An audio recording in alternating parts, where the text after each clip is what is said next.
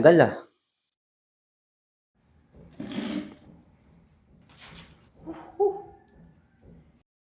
Oh, Ongga, bakit ngayon ka lang? Kaya na pa kita hinahintay.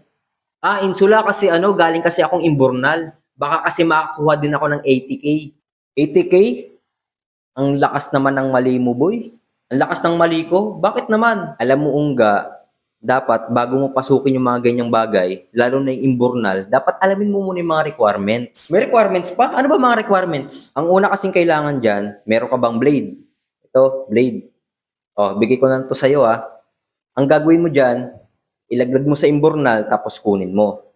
Ngayon, yung pangalawa naman, nagdodroga ka ba? Wala, di ako nagdodroga eh. Ay, kailangan, nagdodroga ka, aralin mo magdroga. Aralin pa? Oo, kailangan yun eh. Tapos ngayon, dapat ang sasabihin mo, kaya mo magbago. Oo, di ba? Kaya mo dapat magbago. Kahit sa totoo lang, mahirap talagang magbago. Mahirap tanggalin yung bisyo. Lalo na ganun yung environment mo. Yung mga tukso na sa paligid mo lang, dapat kaya mong magbago.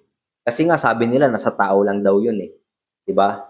Yung pangatlong kailangan mo naman, yung pinaka-importante sa lahat, pinakamahalaga. Dapat pagkalabas mo ng imbornal, may mga tao, maraming tao para may makapansin sa'yo. Tapos saktuhan mo dapat na may camera. Pag nagawa mo yun, makakakuha ka ng 80K.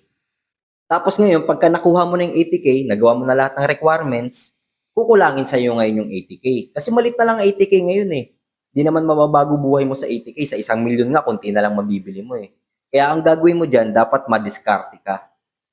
Ngayon, yung blade na binigay ko sa'yo, ibenta mo ngayon kay Boss Toyo. Bibili niya yan basta galing sa'yo. Kahit nga yung blade na, ibang blade na hindi mismo na nalaglag sa imbornal, kahit iba, bibili niya yan basta galing sa'yo.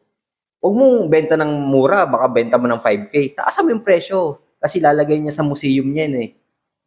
May istorya na yan eh, may istorya na yan eh. Kaya, benta mo ng mataas. Ngayon, pagka naubos na yung pera mo, nawala na lahat, di balikan na lang sa dati. Ganun lang, kasimple, 'di ba? Balik sa dating normal na buhay. Ganun na lang, pilitin mo na lang na hindi maubos yung pera mo. Ayun yung dapat mong matutunan, kung paano hindi maubos yung pera. Baka mamaya magtaya tayo scatter eh. Ngayon, alam mo na, ngayon, Sula, alam ko na, di na magiging malakas yung mali ko, magiging malakas na yung tama ko.